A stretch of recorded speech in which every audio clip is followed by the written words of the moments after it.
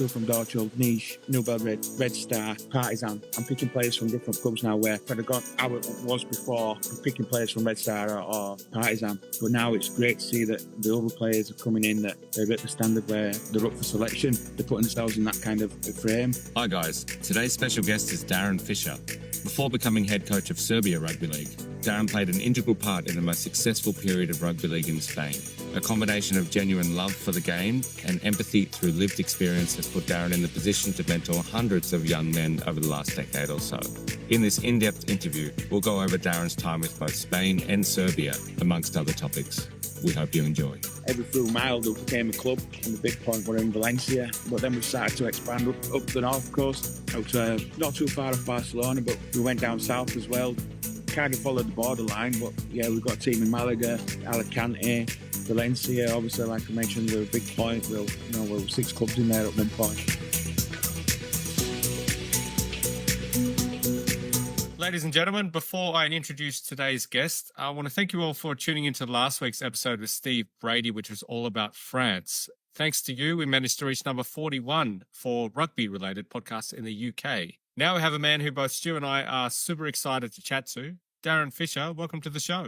Cheers, thank you for having me. Great to have you. Stu, how are you doing, mate? I'm good, mate. I'm very excited. We're getting very multinational on the podcast at the moment. Last week we had Wigan to the south of France. Now we're going Wakefield to Serbia via Spain. So yeah, it's all very exciting, isn't it? We can travel in our minds anyway. Don't forget Hull to Ukraine. Yes.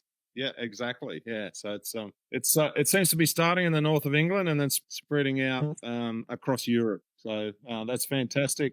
And Darren, thanks for agreeing to be our guest. Can you first of all just tell us a little bit about yourself and how you started playing rugby league? Yeah, sure. I were only a little really, and started to watch my brother play. My brother's quite a well-known ex-professional.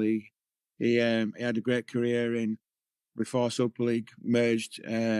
So yeah, growing up, we were always about watching him. My other brother played for quite a bit as well in really good amateur ranks. So I were always in and around the game as well. So that kind of then took me to where I were. And then at 14 really, I decided to really have a good dig at it. And I went to just local amateur club really. I started at Fornall Trojans. Then that took me on to Shawcross Sharks, which then I picked up a bit of a junior contract at Dewsbury Rams, and then it went on from there. Really, I went back amateur after that. I had a little bit of time out while my daughter was born, and then I hit it running then, and kind of ventured round Eastmoor, Featherstone Lions, signed at Batley, played for Barrow, and then decided then to give a little bit back to the community, and that's how I ended up on the coaching pathway really, and and it just took off from there. Yeah, nice one. Did you ever have ambitions to take your playing career that is professional? I did a little bit at the beginning. When I was 16, obviously I were offered a little bit of a junior contract at Dewsbury Rams, and at that period I'd just lost both my parents, so I was a little bit in whether I wanted it or I didn't. And I were a little bit unsure whether I was joining the Navy, so a bit of a flip of a coin, really. And I decided to pick rugby league because I was going to be close and around family at that time when I needed them, so and that extra support. And then in a way, I look back, and one of the biggest reasons why I'm so passionate about the game now is because it gave me an opportunity in life to have friends, family support. It's just on and off the field. So it were a massive factor for me then that it helped me with getting over my parents, missing them and taking everything out on the field and coming off and having a beer with the boys and all the stuff like that. It became a really big part of my life then. I look forward to the next step and, the next game, the next training session. It did take my mind off quite a lot. So in a way, that's a little bit why I'm so passionate about delivering now in the game and helping develop, because I always feel that giving back a little bit, it's always somebody's get out. It's always somebody that, might turn to rugby league that probably didn't have or hasn't got the support that they need elsewhere. And rugby league always has given me that. So I always feel that, if I can return that somewhere and some pathway for somebody that might need it is always a good factor too. That's a great attitude, mate. I believe you had an offer to play with a club on the north coast of New South Wales at one time, and why did you turn that down?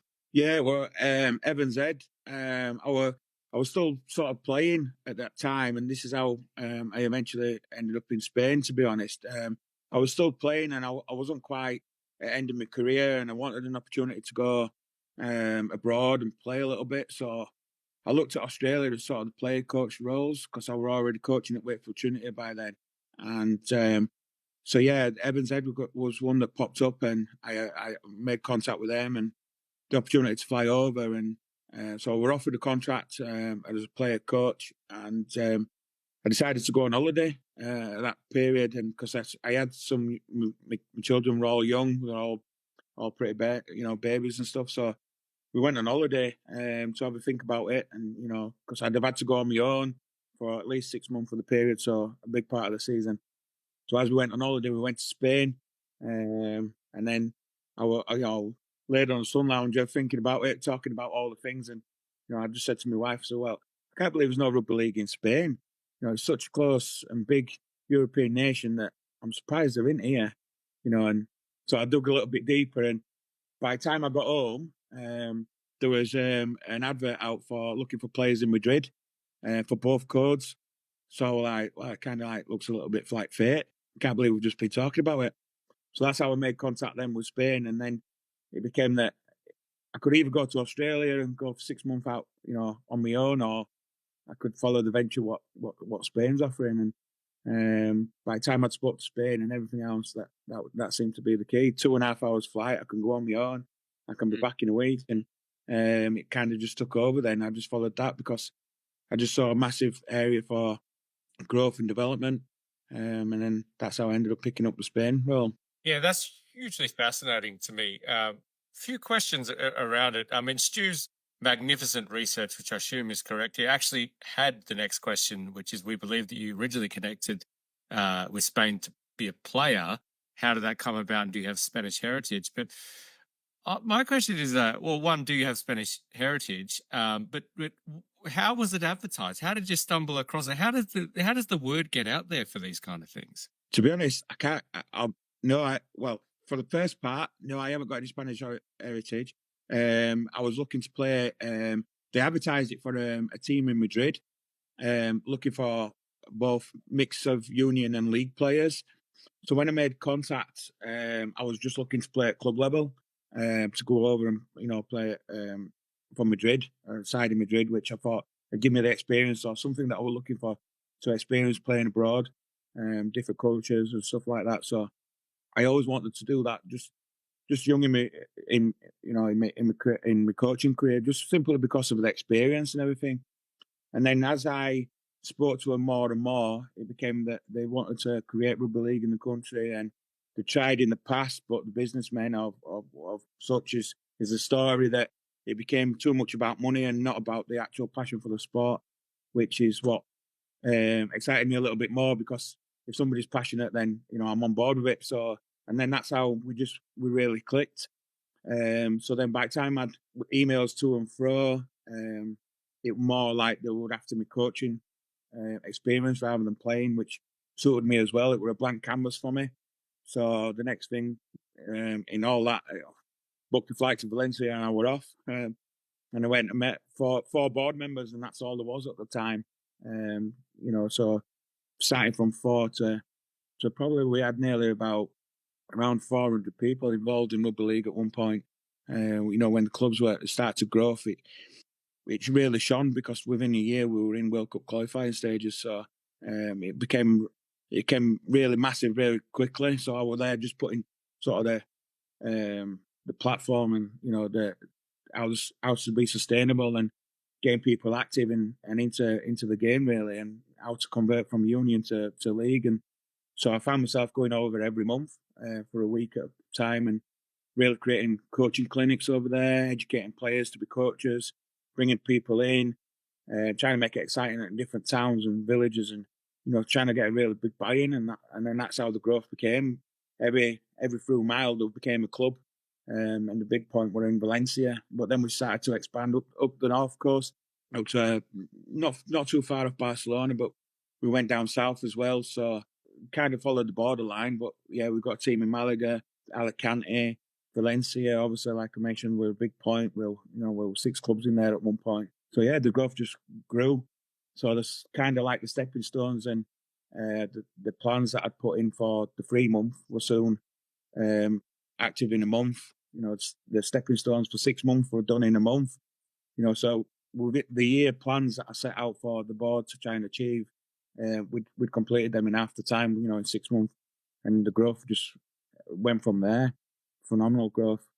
Wow, that's amazing, mate. And obviously, you went from being a player to being a coach, and particularly in that period, being a development officer, basically during that time. Flying in and out and coaching clinics and stuff like that. Have you got any interesting stories from that time? Probably one from the Spain point of view. I remember going to Russia. We'd got Russia in one of the games. So obviously Spain's obviously a hot climate, and we went to Russia, and we were told that obviously with visas and stuff, don't wear all your club gear. So all the players are obviously in shorts and t-shirt.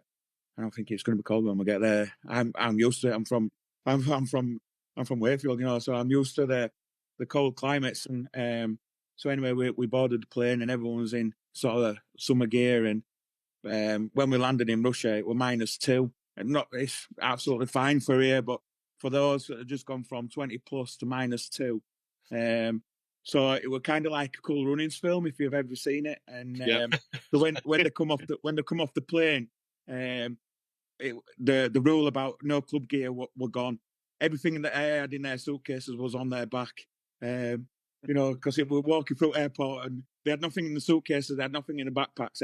Every bit of item clothing were on. They were all freezing.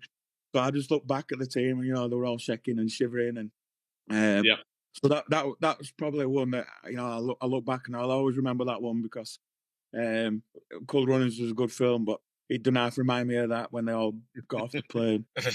Actually, it sounds like Aussies a lot. They like to travel in short songs and a t-shirt half the time, and they go all over the world like that. So there's probably some similarities. We've all been there. To be honest, I was expecting it, but when I look back and I'd seen them all, they were emptying the suitcases and everything. It was carnage in the airport, trying to get for them all to try and get warm, and real comical on that one. I've been to that airport in Moscow, actually, and Aussies, at least, probably British too, need a visa to get in, and the signs are all in Cyrillic, and it's very hard to work out which way to go. And my wife and I ended up getting stuck behind about 1,000 Chinese tourists in the line, which we thought was the correct one. 2 hours later, finally get our passport stamped. I can empathize with that airport. But let's fast forward to the present day. I believe that Spain, unfortunately, doesn't actually have a domestic competition right now.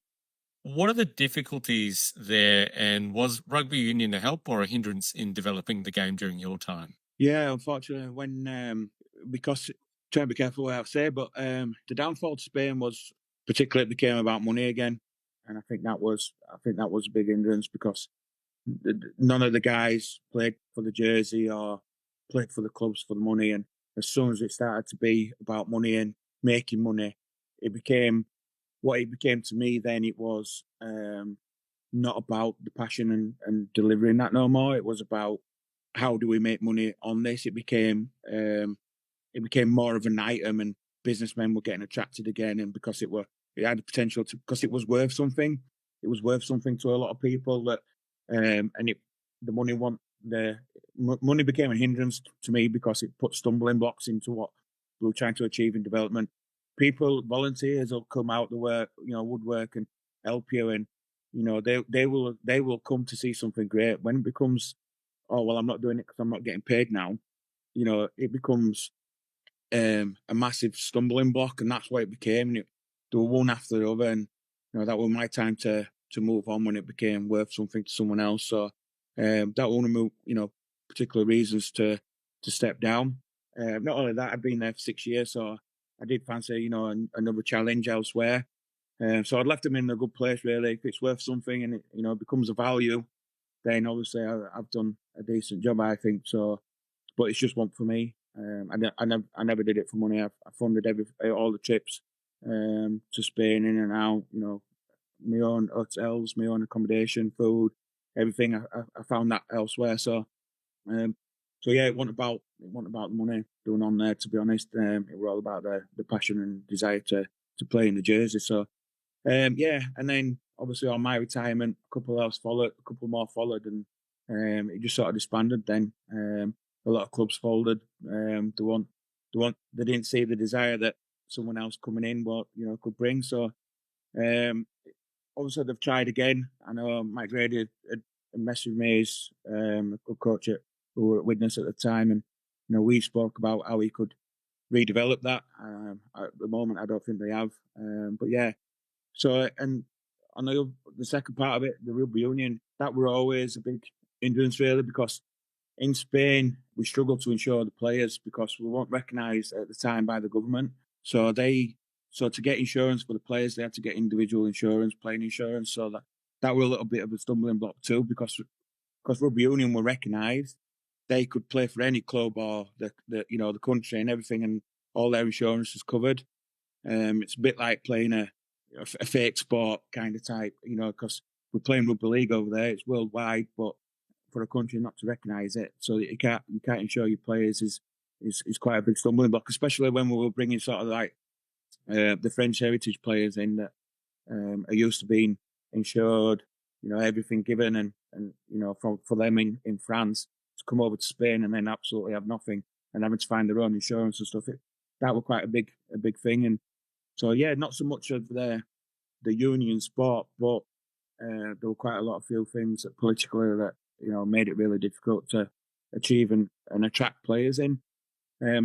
For the union players, they were a little bit, for the union clubs, particularly in Valencia. There's quite a few.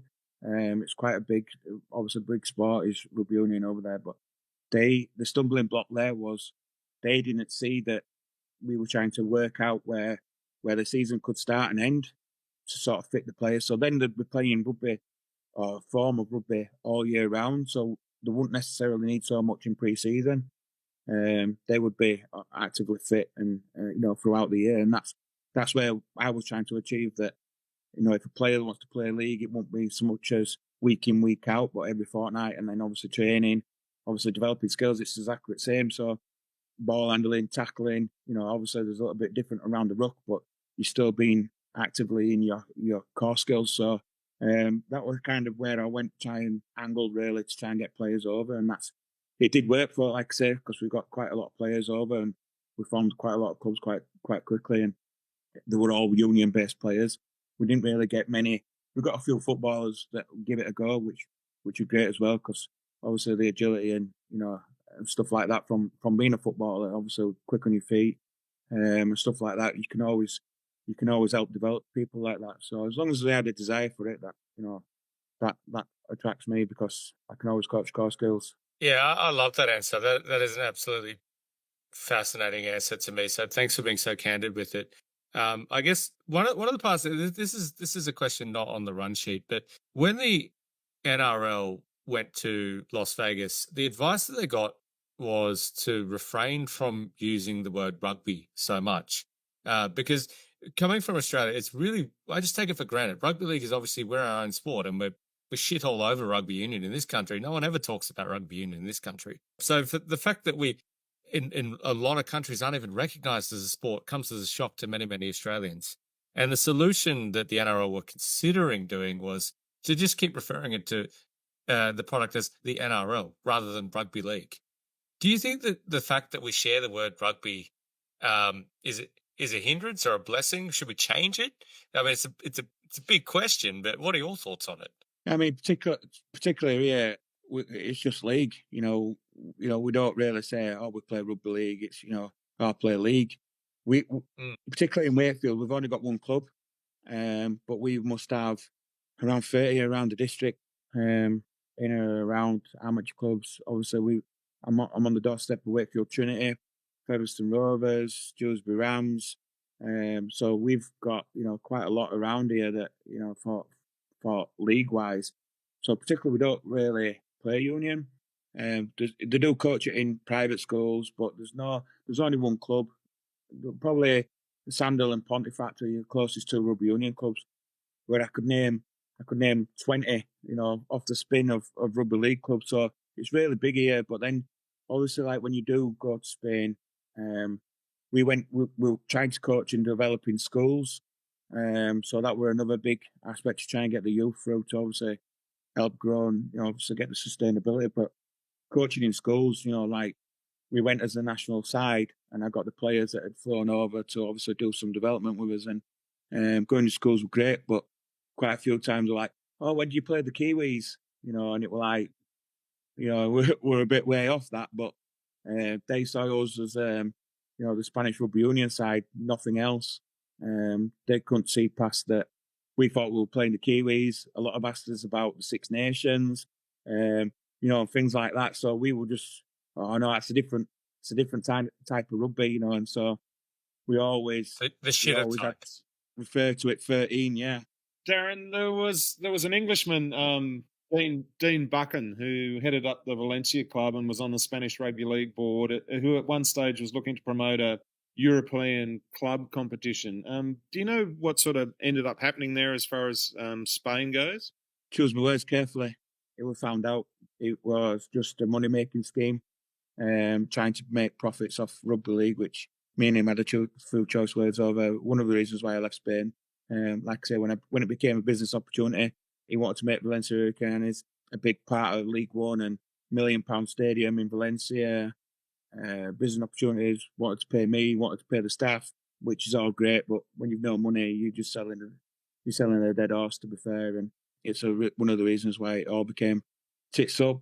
Nobody wanted to play for him. Nobody wanted to, because money when you ain't got money and you're talking about money, you're just trying to encourage people for the wrong reasons. And when it soon became evident there was no money and no money in the Valencia Hurricanes project, it's why a lot of them turned away. While they were still involved, it's a lot of, it's why the club's folded. And so I don't mind being openly like that. I've told a lot of people. And so, yeah, the big aspect around that is great. I just don't think it was for the right reasons. I think it was in and around that it was going to be a moneymaker, which yourselves, when you're passionate about the game, you love the game, you do it a lot more for trying to get a few quid here and there. So I think it wasn't too bad of an idea. I like the idea of playing European clubs in some kind of format, because now I'm in Serbia, the Balkan Cup is it's fantastic. Teams going to Bosnia, playing in Turkey, that's something else. That's incredible that they do that. And they do that through obviously the help of Serbia Rugby League. But traveling to Greece, yourself, it's like fantastic. That's a great model to work on. But they do it obviously, as they find the funds for the clubs and stuff. It's not, they do it out of the passion. Them boys travel 17 hours, 20 hours on a bus.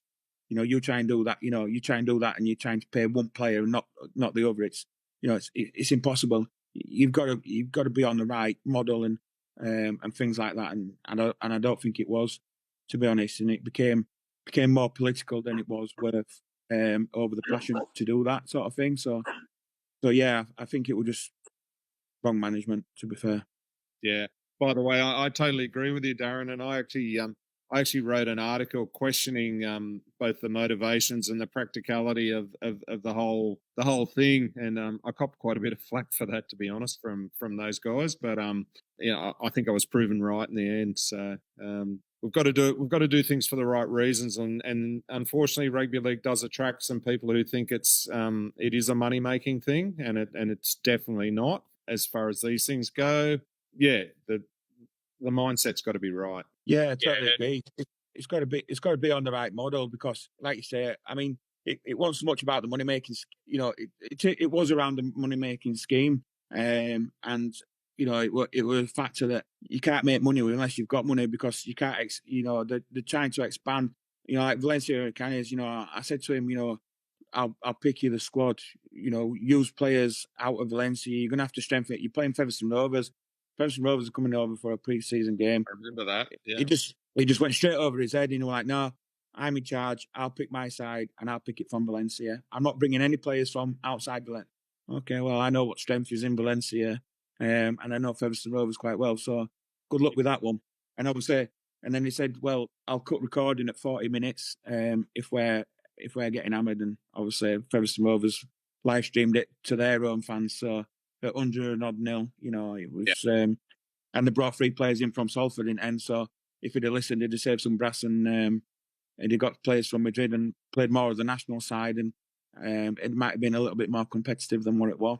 But we're when it comes to stuff like that, you know, we're in and around the game that much. You know, I knew what strength that he was going to try and play, and for somebody just to be snubbed, it becomes, and then it were all about selling tickets, you know, and getting it promoted, and then I said, well, it wasn't really a success, you know, because what have you achieved apart from, you know, some embarrassment, and people out of that Valencia side now will walk away because, you know, you've just been 100-0, you've got thumped, you've played against the professional side.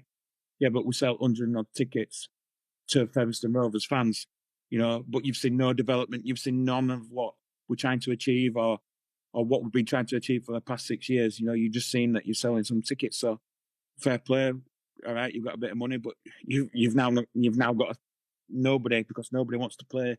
You haven't sold the attractive package by making it competitive, and you're not selling the package then to make a League One claim or anything else. You know, you just basically just tripped yourself up on many levels. You know, and undone a lot of the 6 years work that we've put in. So yeah, it came back. That's like one of the factors when I talk about it became money.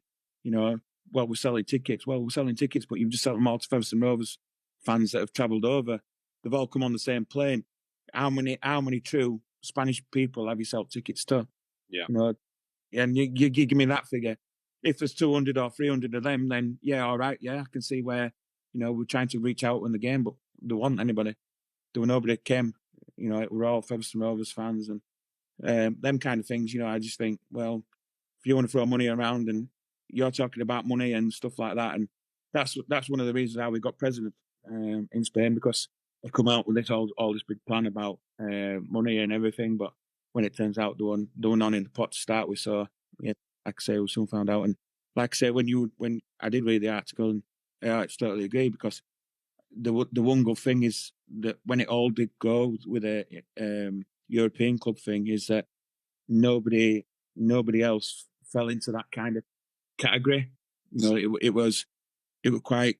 I was quite pleased that it had a stumbling block, you know, to try and get other nations and that involved, because hitting that stumbling block allowed other nations then to have another rethink and have another look and delve into it a little bit deeper. And quite a few nations then, you know, realization thought, you know, this isn't going to work, and pulled out. And then that's how it ended up sort of disbanding a little bit, but well, before it even begun.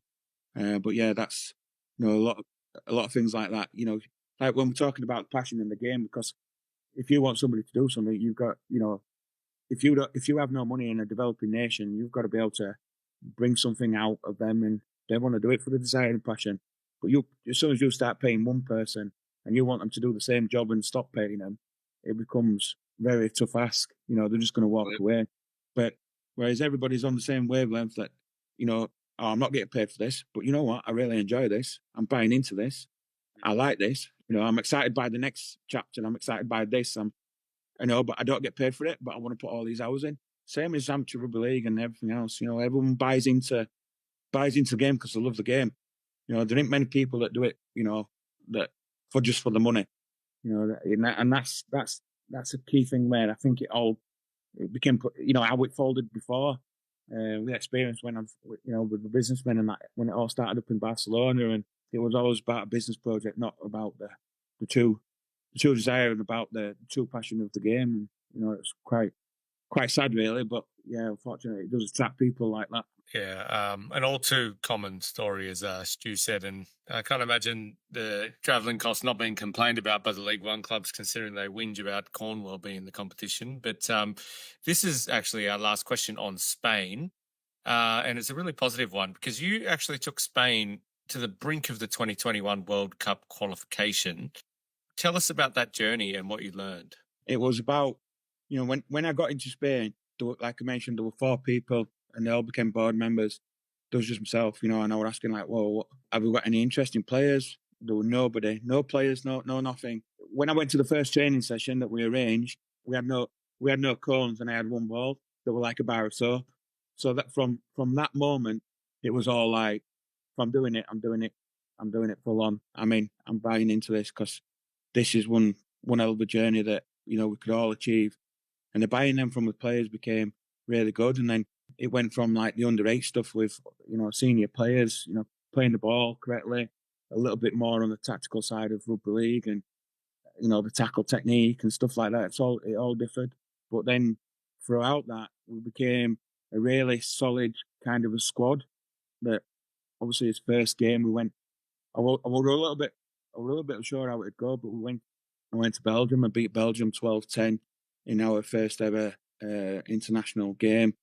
That then was just a spur on, because everybody loved it. Everybody bought in. Everybody wanted to wear the jersey, the week after. And from that point on, then when there was so much passion again, like I say, it's they just drive for it. They wanted to be something better. They wanted an opportunity to play.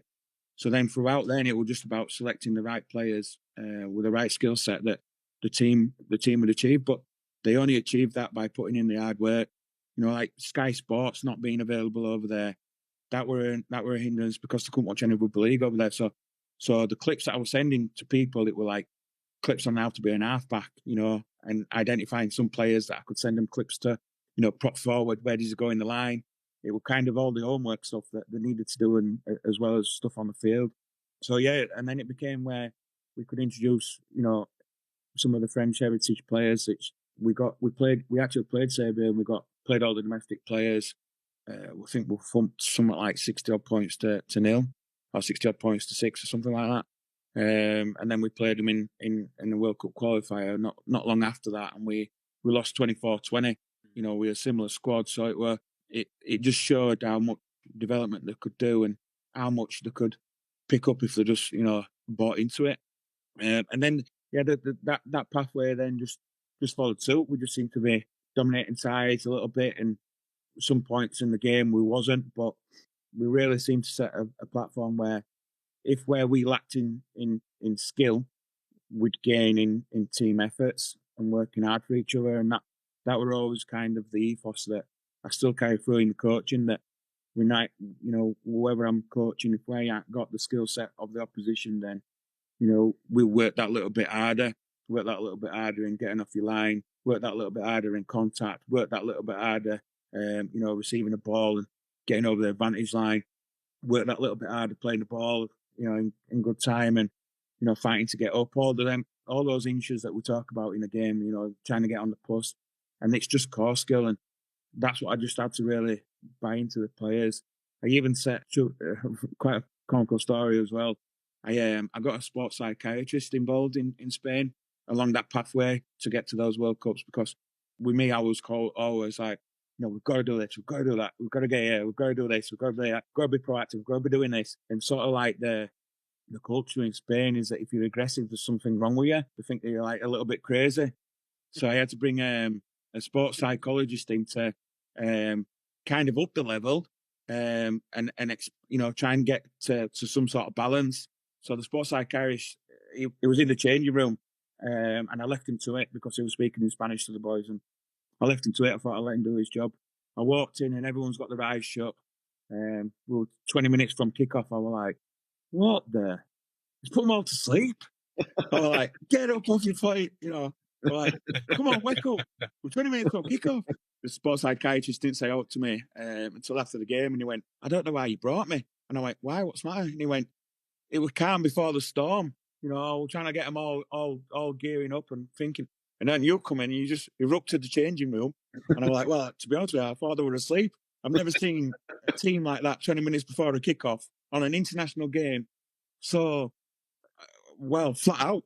There were no talk, there were no music, you could hear a pin drop, and so yeah, me and the sports psychiatrist had a few choice words after that, because obviously it was spoken Spanish, so I had no idea what he'd said to the boys, and that was another one. But yeah, obviously going out and then playing Ireland and, big games like that, And I'm walked into a change room and you can hear a pin drop. It was like unreal. Yeah, that's amazing. You mentioned Serbia there, Darren, and you also mentioned that the time had come for you in Spain to probably move on for different reasons that you mentioned.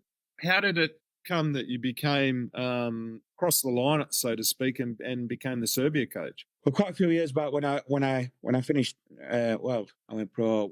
There were a couple of Serbian boys that came over here, played for where I am now at Eastmore. They played for the amateur club there, Dalibor and Zora, and they played alongside me, and we had a great couple of years, where they were over. So I'd always been in close contact with Jovan over there and Kika now, and so we've always had a good relationship. Obviously, Jovan being European director, it's obviously Spain, he helped me through that, with some of the political side of things, because literally there were just myself, as coach, team manager, kit, logistics, and everything else. So I probably run everything really over in Spain. So I did need his help from time to time. So we built a really good relationship anyway over the years. And when the time came, I got, Chris at Rugby League, European Federation. He was a president at the time, and quite a few words was, like well wishes and stuff. And Jovan picked up the phone and obviously said, like, obviously he knew quite a lot of the in-depth stuff, one of my reasons and all, and everything else. But we spoke on the phone and he was like, what's next? What's your next chapter? And I genuinely said, I don't know. I said, but I'd have a go at it again. I said, it's been hell of a roller coaster. And you need to let me know if there's any nations that need some assistance. And, if I can help, I will. It's not just all been about Spain, but like I said right from the beginning of the podcast, it's helping someone else achieve something, and be a big part of the game. And if I could help, build another nation, foundations, some stability, get them on the front foot, and I will. I don't mind going out and helping. And so we spoke a little bit, and obviously Stuart Wilkinson was still the coach at that time of Serbia. So we talked about other nations. We talked about Russia, because at that point they were a little bit worse for wear in club level and stuff like that. So Russia was one that we talked about. We talked about a couple, to be honest. Even if I just went over and did a week and just tried to help assist, I didn't mind. So yeah, we kept in touch, and then it wasn't long really. I didn't really have that much opportunity to really think about my next steps. I went back into the pro game and started coaching again at pro level, and then I was on my way to Featherstone Rovers. Can't remember what for. I think a final or something. And Jovan rung me, and he said, there might be an opportunity for you with Serbia Rugby League. And now we're like, right, really? And you're like, yeah. Would you be interested? And I'm like, well, yeah, of course I'd be interested. Like, it's a power nation, in Europe. So, I'd be interested in, being part of that. And he went, I'll call you back. So I came off the phone, and my wife was beside me. She went, oh no, not again, kind of thing. So because she could see my little cheeks rising, and like something obviously excited me. So she knew it was rugby league related anyway. So yeah, so I had a bit more of an in-depth conversation with him the following day. The board had kind of done the story is that they said, right, we've all got a name, we all know who we want. Rock, paper, scissors after 3, give us the name, and all the board mentioned, came up with my name. So, and it were kind of then I was offered the role. I think I was offered the role something like at the weekend, because like I say, I was at Featherstone Rovers. I remember exactly where I was stood, and then I was offered the role, and then I flew out the following Thursday. We played in the Group B that weekend, and obviously played Russia and Ukraine. So my first test were from the Wednesday or the Thursday, then to get through the squad and put a side out. And then obviously we had the 2 convincing victories in Group B, which led us into Group A at that time. But pretty full on, really. It was kind of a week and I were out there. So yeah, not much thinking time apart from, how do I turn the squad around in 3 or 4 days? And it was just kind of let them be how they'll be. They'll play following some kind of, it was just basic kind of structure in there. And, and then again, it was a lot about, philosophies in and around their own performances. And we talked I remember talking to the boys about, why are you here? You want to represent your jersey. There's some passion and commitment around that. I just want you to go out and enjoy yourself, enjoy your rugby, showcase basically who you are, and come off the back of that with a smile on your face. And we'll work from there on anything that we need to fix up. And it were all about then, like go out there and just enjoy it really. And I got into the boys to believe in themselves and set out some kind of basic sort of not rules and stuff, but standards. So the standards are this is what we set out to achieve. Similar to like now, the 5 meter rule, getting off your line, that's a minimum. 8 meters is great. That should be our platform as 8 meters, especially in our own half. Getting to 8 meters is just a standard. 5 meters is what we should all be achieving. 8 meters is what the target is. And those little things just being smarting around the standards that everybody could achieve, because if I set something that people can't achieve, it becomes then that like the hindrance word, because they're trying to achieve something that they can't get there to. And when you're goal setting as a coach, you try to make sure that they're just above the boundary. So you're always making sure that they can find it and they're in there and around, and it's just about, making sure that self-belief can be achieved too, so that they can achieve that. They want to be able to believe that they can achieve it. If I said to somebody, run 100 meters in 4 seconds, it's not going to be achievable. Or, if I said them, let's do 8, let's do 7.5, let's do 6. Your stepping stones of kind of like that psychology in your coaching. It's just basically how I just set about the boys, and then the squad and the boys all just really bought into that. And then they set the standards, on the field of themselves, and been trying to achieve those a little bit higher as we've gone along the pathway while I've been coaching. Having been to Serbia a few times and seen them play, I'm guessing, Darren, that you didn't have to get a psychologist in to get them fired up, and they weren't asleep in the dressing room before they went on. No.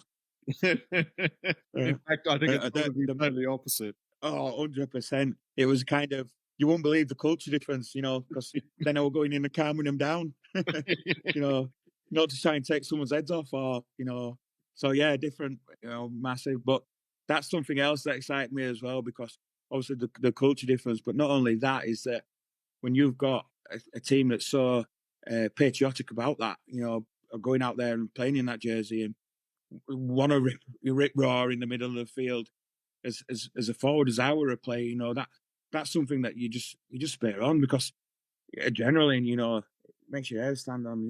You've got some guys that just want to go out there and absolutely rip in, and that's for me just shows the patriotism and the passion and that the one for that jersey that I keep talking about. Because if I've got that, then without doubt, I'll show them how to catch a ball, play the ball, not a problem. And just developing them core skills is probably just a tweak, but doing them right and at the right times. Obviously, like when you come into more structured plays and where we're getting to points on the field and stuff like that, it's all just about that education. But as long as I've got somebody that'll turn up when they're needed and on time and dressed and boots on, ready to go, that's phenomenal. That for me, that's what excites me about a coach, is that someone's willingness to be there is a big part of it, because you can't really coach that.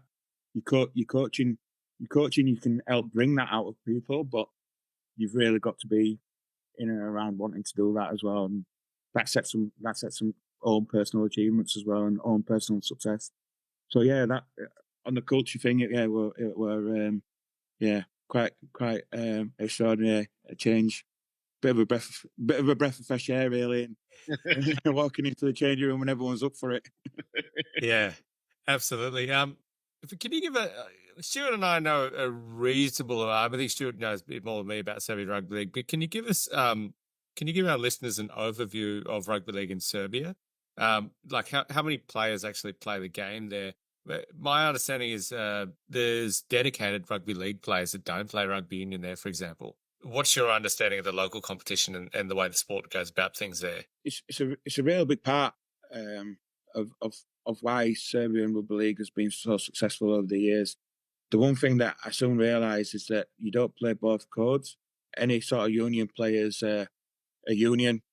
These are through and through league players. Similar to like the UK, you don't. There is now where players will go to the union throughout the winter or vice versa, but you play in league, and obviously the both sports cross over in terms of things. You are generally playing league. It's kind of where you're loyal to the game, because if you're loyal to rugby league, then you're loyal to the development of it. And I think that's one of the biggest aspects that they've got there, that you play rugby league, you don't play rugby union, because you're loyal to the development and the growth of the sport. And that's what becomes an attraction then for everyone else, because Partizan and Red Star, no matter what sport you play in Belgrade, it's a clash. You're at opposite sides. It's you only have to look at the football side of things, but then it's the same with the basketball and everything else, rugby union, and it's the same with rugby league. It's big rivalry on the fields, and it's really good that the others now are kind of catching up, because at one point Red Star was phenomenally exceptional, and now the other teams are sort of like building up now. They're reaching the same level that Red Star are at. Partizan now are giving a really good push. And then you've got other teams now that are sort of like developing, like Niche and New Belgrade and teams like that now. They're just sort of pushing. Leskovac is the same with the youth. We're just all really trying to achieve an higher standard in the game, of domestic game, because that is one thing that I'm keen on, because we have to be achieving a competitive domestic league, so that we are competitive all the time. There's no point having one dominant side that, like how Red Star ruled throughout. I want to be able to go, like I have now. I like to be able to go to Belgrade, just look at my national selection side, pick players from like Dorchol. There were two that played at the weekend, two from Dorchol, Niche, New Belgrade, Red Star, Partizan. I'm picking players from different clubs now, where predominantly if I'd have got how it was before, you'd be picking players from Red Star or Partizan. But now it's great to see that the other players are coming in, that they're at the standard where, they're up for selection. They're putting themselves in that kind of frame. And that's only due to the competitiveness of the league. The one good thing that's in and around the rugby league there is that not only is it obviously a competitive league, obviously there's some, you can see the developing teams sometimes, when they come against the bigger clubs, but there's the league, there's the cup, there's all sorts happening around the youth. The youth and the 19s are playing their own little competitions, their own cups in a Belgrade, out of Belgrade. They're all involved in some activity, throughout the year. But then you've also got the Balkan Cup, which is a great competition that I mentioned before. In and out of the country, 20 hours on a bus to Athens or Turkey or Bosnia, and they're going up and down the country. And it's buying in. Then it's also developing those. I flew over at one point and I went to Montenegro and spent a few days there, just helping them develop. Again, just setting some sort of like not stepping stones, but showing them roughly what I do with the Serbian national side for them to integrate into the. And they're off now. They're up and running. They're firing. They played the Pioneers over the week. Again, we went to North Macedonia, and Montenegro are going to play them in the next couple of weeks. Then we went there and I did a coaching session there. And then that's just attracting in and around all ex-Yugoslavia, and that's a great comp then, because teams are playing different teams, and it's just becoming competitive each year, because they want to beat the top as you do. If you've got someone flying high all the time, that's where you want to set your standards. That's where you want to achieve and beat, and it just helped me. It's fantastic for me, because, like I say, as long as it's competitive over there, then it's achieving something where I want to be with the domestic boys. I don't want to find myself going over there and then having to set standards and then to not play at that standard. It's because it just falls. It's just not going to work.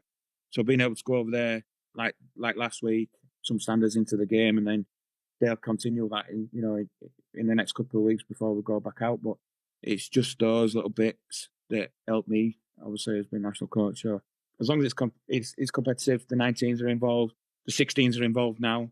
Only the other week, I took my local club, Featherstone Lions, under 16s over to help develop the 16s and bring us some attraction into the youth. So they played Red Star, sort of like 18s, 19s age group, mixed from the 16s. And you could see that in the score. Leskovac were all under 16s. Again, it reflected a little bit in the score, but it needed to happen, and that needs to continue, because I need those 16-year-old boys now to be buying into the core skills, the pathways, and the playing open age rugby, in and around the 19 stuff that they do, and then obviously that filters through now to the 23s. There's 23 stuff, so it's all about there's sort of like pathways for them. So the 19 to 23s into the seniors. So those pathways are great for us, because it's something for them to set out and achieve at different levels.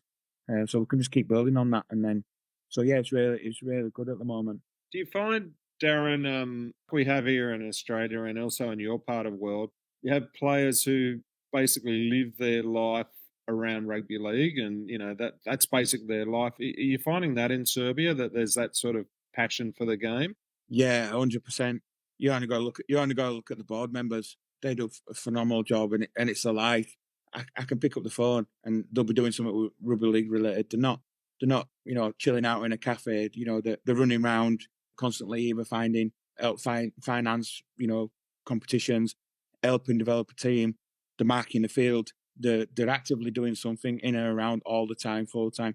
I only have to, middle of the night, I might get a text where one of them can't sleep, I'm thinking about something, then my phone will ping and it'll be something rugby related that, it has to be said then, otherwise so it don't get forgotten about, or things like that. But but not only that, the boys as well, because of the patriotism around wearing the jersey. It's quite, you see it in a lot of the selection players that, they want to try and achieve. So especially with some of the younger ones now that are coming through, they're constantly, they'll message me quite regularly. What can I do next? What can I do? I'm hitting this at the gym now that you asked me to. I'm doing this on the treadmill, or I'm hitting these targets. What's my next one? Where can I achieve? Where do you see me? What positionally wise? What can you give me in spec? And so all these things, like I'm constantly, talking to players, and it's just, even if they've fallen out of the selection, how can I get back in? What do I need to achieve? What targets am I aiming for? What, so it's constant. It's a constant go, but it's also one that I'm pleased with as well, because I can see where. So if I, like there is a couple of players that I give some advice to before in the game against the Netherlands at the weekend, and I can see that. I can see where they're achieving it, and that, sometimes they'll send me some clips back what they're doing in the gym, or wherever they've run, and how many miles they've done and what time and some stuff. So it's like in a professional environment. I'm getting feedback constantly from players that are trying to set out those standards. So when the guy is finishing work and he's going to the gym, and then he's finding time then to clip it and send me it, that's where I see where it's like a full-time thing, because it's constantly sort on someone's mind to try and achieve the national standards that I'm setting out. So that's when, it's buying from the players, but I can see that across all sort of like the squad. But yeah, the board are phenomenal over there. They you cut them in half and it'll just say rugby league. It's phenomenal, some of the stuff that they do, and they work so hard to achieve. Just, it's even like October, they're all flat out, trying to make sure that everyone's looked after, and the squad's going to be here on time, and everything's going to be working. Because we're going to be a few days in Belgrade before we head to Barcelona for another part of the camp. So it's the logistics around that, and getting everyone together is, they're just constantly flat out at the moment. So it's pretty good to be fair. It's great. It's great to know that you've got people like that behind you off the field as well. Are there any sources of funding that you receive with Serbian Rugby League? Obviously, there's them being a member has some funding, but is there any other funding that you receive? Well, because because this is what makes a difference as well with the country, because we're recognised by the institution of sport as well. So we have to be active in what we do. Because if we want some money from the government kind of thing, or we need to be actively constantly be achieving something. We're not just going to be sitting on the back burner trying to ask money for not achieving anything. So we have to set out some, that's what the board do. And there's a couple of members of the board that are flat out just finding financial, finance really, and sponsorship. They are out, trying to get money off institutes, companies, finding stuff like that, just basically to finance not only the league, but obviously, looking where we are now for October, there's a hell of a lot amount to find for flights and organisation of that. That'll be all at Serbia Rugby League's cost. It's even just putting 20 blokes in Barcelona for 3 days. It's at a cost. So someone's got to find that, and that's where the board work hard as well, because they've got to go out and achieve that before I can achieve anything on the field. We've got to get the boys there. I've got to get them in camp.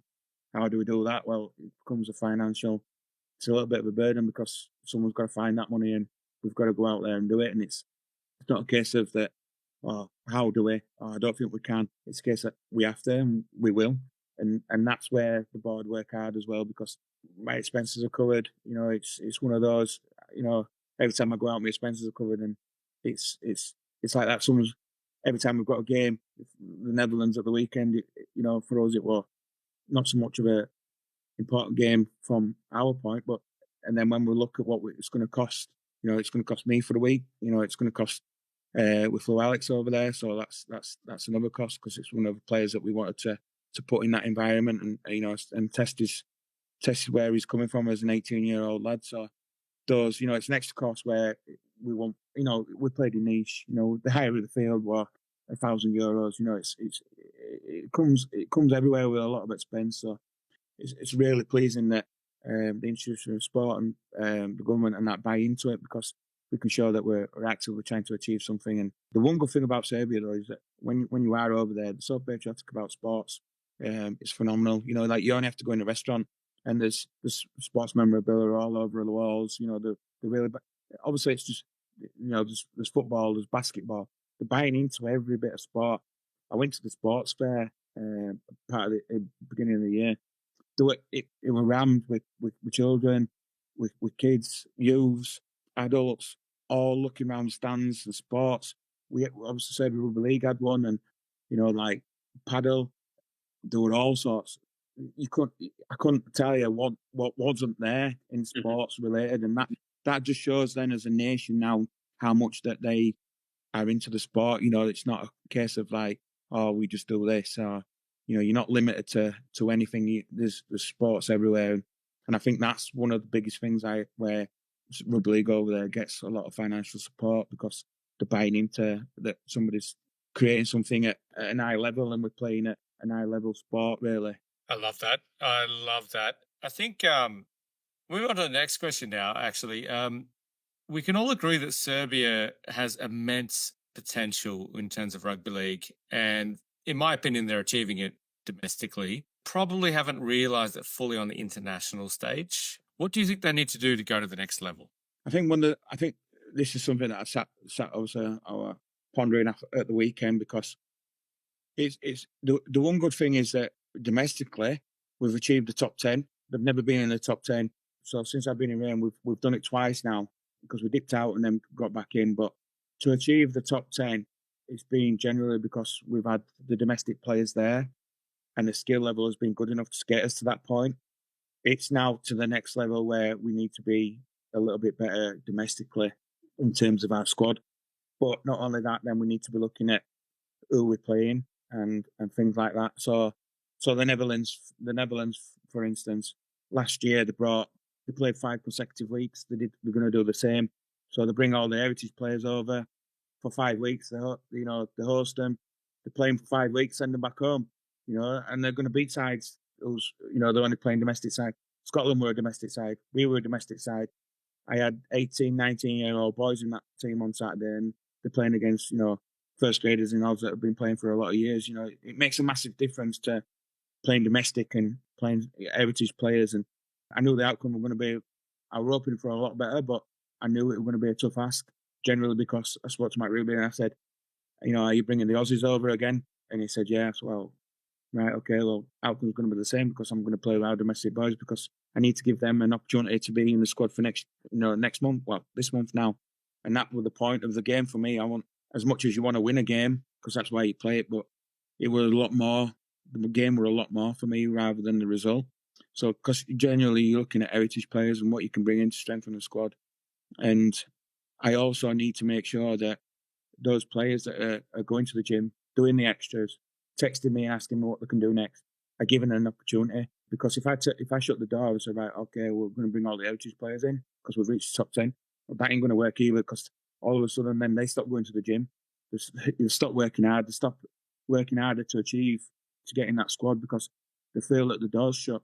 And by far it's not, because I need those to be developing and being stronger. I'd love to go over there and just say, right, okay, them 17, you're in, you're all domestic, fantastic. What an achievement that'd be. But once we start pushing these top 10 teams and to start to look who we can bring in, but the right people as well, because they have to be, the ethos around what they bring has to be in and around what we want to achieve as a squad as well. Because bringing people in that's not going to work will only upset what we're trying to set out as a squad.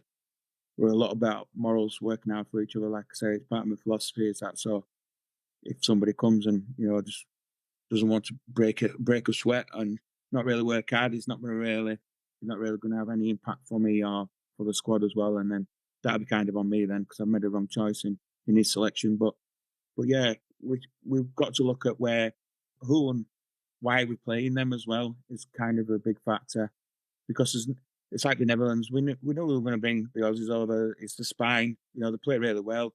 Without them, would we have had a chance? I think it'd have been a little bit more competitive. We'll just run out of steam towards the end, but no excuses. We were below par, especially in the last 20 minutes. The score was run away. We were on it, I think 24-6. I think that would have been a fair result, to be honest, at the end of the game. But we just kind of folded a little bit as big boys were tired in the middle. And again, like I say, no excuses. They played really well, and they have done. They beat Scotland quite convincing. They just got picked by Ireland, but Ireland were quite convincing. But Ireland, again, heritage players, they're not playing domestic clubs. They've all flown in from England. They're all at academies or at some point in Super League, or they're playing for decent clubs in England. And so they've got exposure to competitive rugby league all the time.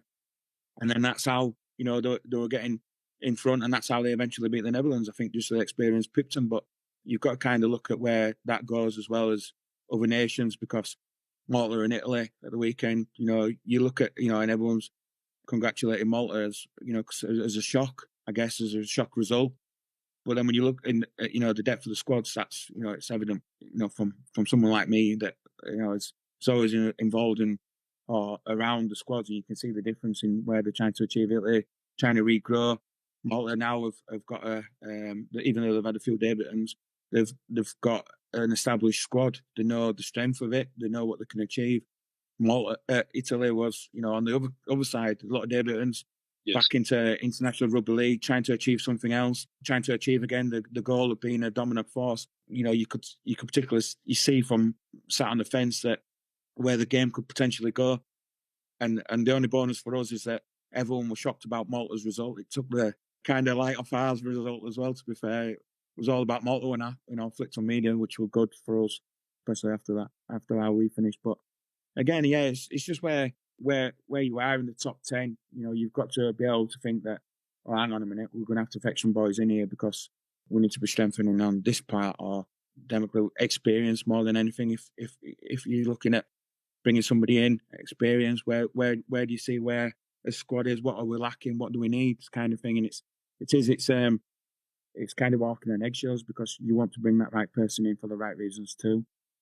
Looking ahead, you have a tough World Cup qualifier match first up against Wales in Carcassonne on the 22nd of October. What are your expectations there, mate?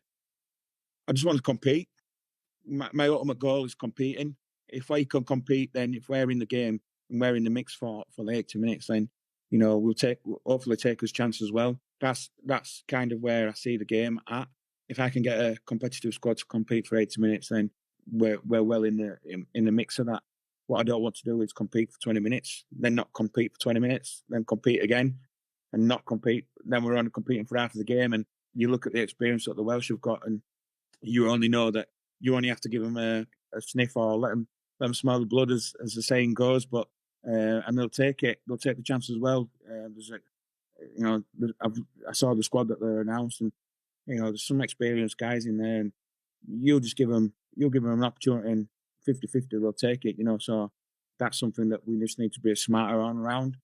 again, then for just all the comp, you look at the teams. You know, Ukraine are going to be in the same position as well as us. We're probably going to be the underdogs, and the one good thing about that is there's no pressure on us as long as we can compete. We'll just go and and obviously with the squad that we're trying to pull in together, we should hopefully achieve that. That'd be the hope.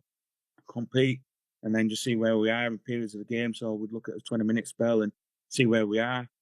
Obviously at half time, get in the sheds and reevaluate. Put some, no doubt there'll be things to put right, things that will be good, some things that won't be, and then again look at a 60-minute spell and hopefully we'll come off the field after 80 minutes. Hopefully, the plan is with success. But there's a lot more success in and around what we want to be throughout the game as well. So competitive at half time, bonus for us. If we're well in the game, whatever the scoreline is, as long as we're competing at half time, that's a plus.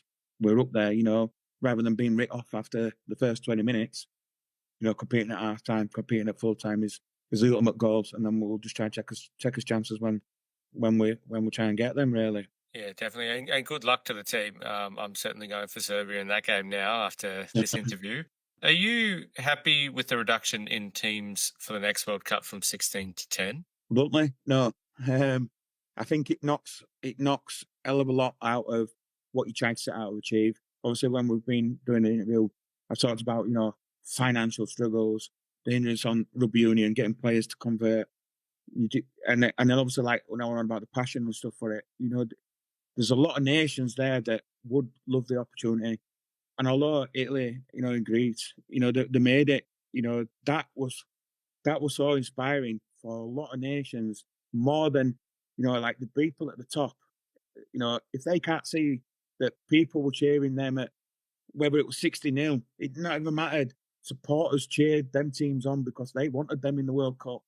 You've only got to be passionate about rugby league, and please tell me, people at the top don't look at that, because if you're passionate about rugby league, you're cheering Greece and Italy on in them runs because you want them to achieve, you want them to do well, and we want them part of the World Cup, because then it only sets the desire to be there yourself, whether it's me with Serbia or Ukraine or Malta. We've just talked about them. Montenegro, you never know what they're going to achieve in the next few years, and if the door's shut, to achieve a World Cup place, then what really is the ideal pinnacle, what they're going to achieve? What's on the horizon for them? Unless there's some sort of World Series or something below the World Cup, how are you going to get players from domestic clubs who turn out voluntarily just for the club, but they're obviously trying to play for the club and achieve something? But how does that club then achieve in the domestic league competitive? Because in the competitive league, you're trying to create a competitive national squad. For a competitive national squad, you're trying to achieve something on the horizon. That, for us, is the pinnacle of the World Cup place. We want to be in the World Cup. So that is our ultimate goal, obviously with Wales and whatever else. But where does the other nations lie that's not in our position at the moment? It becomes, it's a little bit of a kick in the teeth for some. And I understand that nations need to be, obviously, with full members and stuff like that. They need a little bit more help in the domestic game, but you're only shutting the door on the domestic game because, again, it has a knock-on effect for me that I see that unless you're achieving something in the domestic game, it's because you're trying to achieve something in the national side. As a nation, people want to cheer them on. It attracts sponsors, it attracts finance, it attracts a hell of a lot more than what just shutting the door and saying, we just want it competitive. We want the World Cup competitive. Well, don't we all? But I would sooner cheer on. It goes back to the Cool Runnings film. Jamaica, for instance, absolutely shut the door on, and look what they achieved. They still didn't make it, but the film itself writes its story, and it's same with developing nations. You've got to be achieving something. We want nations to be there. If they get 90-0, all right, it might not do anything for them on the comp, but it does a hell of a lot more for grassroots and developing nations, I think. And I think that a shut door, I think on the 10 is 12 is, I think it's a little bit lower. But again, if we're trying to get, I don't know, a Super World Cup and attract more rights and finance and supporters and sponsorship deals, and okay, I can see that as a business aspect, but I don't see it as we've talked about, anything towards passion for the game and trying to get somebody out of bed on the morning to go train before they go to work for nothing that there's nothing other than friendlies or, some local comp, or it won't get, you can't, if you're, you look at champions, for instance, in the quarters, if they were always, the champions were once the challenger. The challengers got out of bed in the morning and made the effort and the work and the process to become a champion. And where do they find the champion? If they're not achieving something as high as they can go, and that's international. So, and then you look at the international comp, and then if there's nothing really apart from playing the odd game here and there, and I don't see it as a motivation that somebody from Montenegro will get out of bed and go to the gym for 3 hours before they went to work, and then train on an evening. I don't see where their motivation will be for if there's a shut door in the World Cup, basically. Yep, fair call. Yeah, it is a fair call. And if you look at Rugby Union, they have some big scores in their World Cup, and they're actually increasing their numbers for the next World Cup. So take that as you will. Darren, let's get closer to home. You've been in a number of pathway and academy coaching roles at clubs such as Castleford, Wakefield and Leeds. Tell us about that and what your role is at home at present. Yeah, I kind of got an opportunity at Wakefield. It's literally stone's throw away from my house. It's a 0.9 of a mile. And obviously my brother played there and he was captain when they went up into Super League. So there's quite a lot of history in and around that club and with ourselves. And he had a really good time there. And I actually was speaking to John Arbin, who was the coach at one point at Wakefield. I was actually speaking to him early hours this morning because of the Australian timeline. And my phone pinged again. It were around 3 or something like that. So yeah, still had a really big connection with Wakefield, and that didn't kind of go away. Always in and around doing something development wise, and that was kind of my first club as in a professional club. I met up with James Stevenson, and we did a lot of good things, especially introducing the girls' game in and around the district. That were something huge that we managed to achieve. While I was there, I managed to do some quite good work because when I was there, it was kind of like in the selection process for kids, so like scholarship levels, and something that's it was once said that, well, we can't really select him because he's undernourished. He probably comes from a poor side of a council estate. That really hit home to me because I was on a council estate.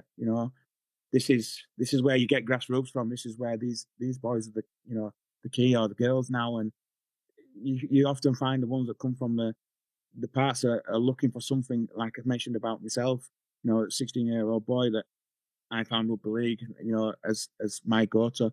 Well, these kids might need that. You never know what the trouble at home might be, but that really hit home a little bit. In 2012, I set out to make sure that we looked at how it were at Eastmore, how the vending machine looked, just as an instance, and the game. So after the game, obviously every player gets fed, and I looked at what we were feeding them, sausage and chips and, chicken up, all fried. And so it became like, let's have a look at introducing pasta, and let's have a look at something a bit more nutritious. Changed the vending machine. There were milkshakes in there. And then I managed to find a sponsor that sponsored every age group in the junior system, a carton of milk. So straight after the game, they had a carton of milk given to them, home and away teams. They were like, wow, this is brilliant. And I never thought that it would bring a kind of a prestige award. I was invited to Old Trafford, and I was given the Rugby League Coach of the Year for that achievement. But it was never about that. It was about those things that hurt a little bit from the heart. That well, if this kid needs extra support, then as a rugby club, why can't we give him it? This is something that we all need to set a standard on. That it's not just about turning up and playing; it's about off-field stuff too, which is a big part of why I do it, why I do this now.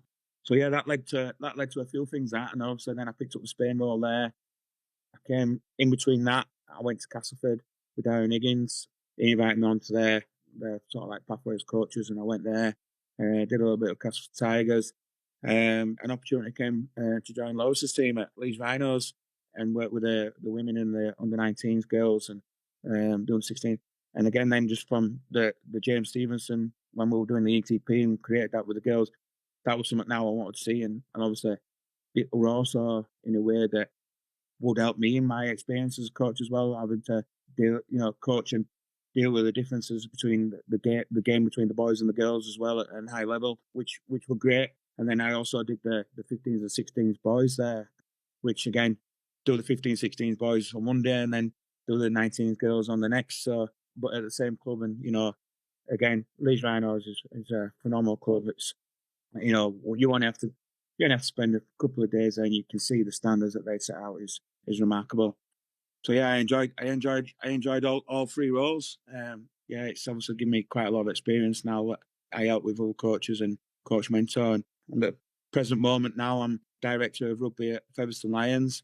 I also took them on the NCL route this year because Christmas we had no players. The club had sort of fallen wayward a little bit. It needed to have a new committee and new personnel in there, so it was kind of a rebuilding process. So just before Christmas, I was appointed director of rugby, and since then we managed to achieve every junior team, girls and boys, and put out an NCL side week in, week out, where at Christmas we had no open age players at all because also, like I say, the club had gone a little bit wayward and they were paid before and now they're back, bringing players in to play that were initially paid last year. And obviously that funding's gone because the new committee's come in and really a bit of a shake-up, and that's been a bit of a challenge too. But, won't be fun if it wasn't a challenge.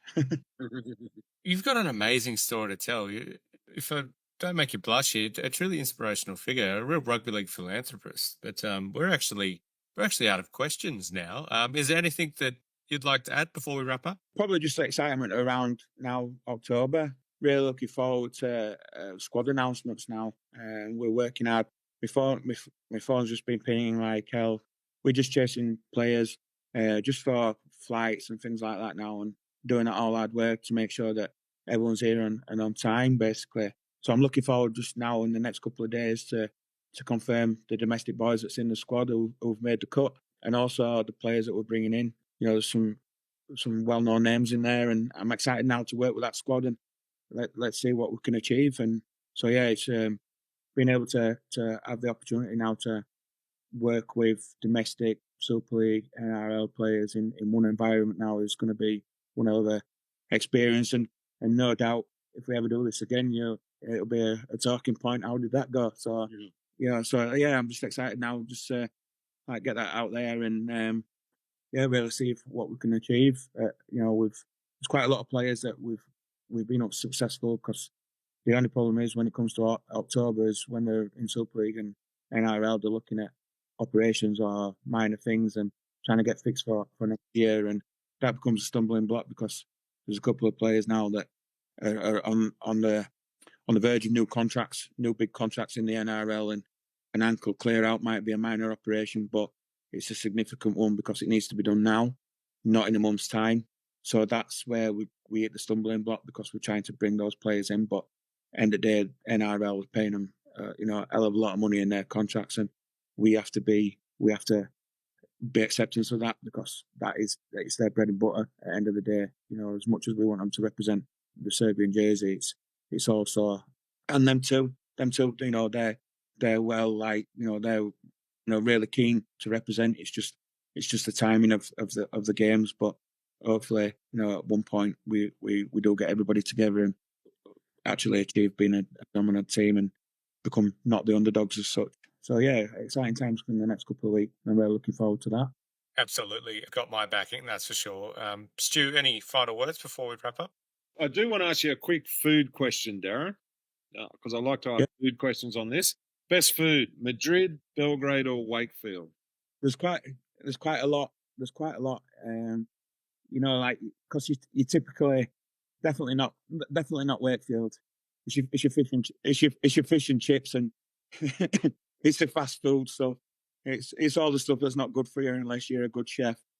And then it's typically like you can go to a supermarket here, you can pick a paella up, but the one good thing that you can't go to the supermarket and get a chavapi, It's got to be Belgrade at the moment. It's the culture in and around their food is something else. You can't get it here. You can like I say, you can go your local Asda or Morrison's, you pick a paella up, you can pick a tortilla up, you can pick a Spanish omelette up, you can pick olives up, you get you get you get a taste of what the Spanish cuisine's like, but you can't nip to Morrison's and pick up a chavapi, or you can't even get close to some of the meals that I've had there. The culture in their cuisine is phenomenal. It's really good. What a place! What a place to leave it on. I love that. It has been a genuine pleasure, Darren Fisher. You, I'm sure, are a very motivational figure to a lot of young men out there. So hopefully some of them are listening. And absolute pleasure, as I said. And thanks for being on the show. Oh, great. Thanks for the chat. And yeah, it's been great. Pleasure's been mine. Thank you, gents. Thanks, Darren.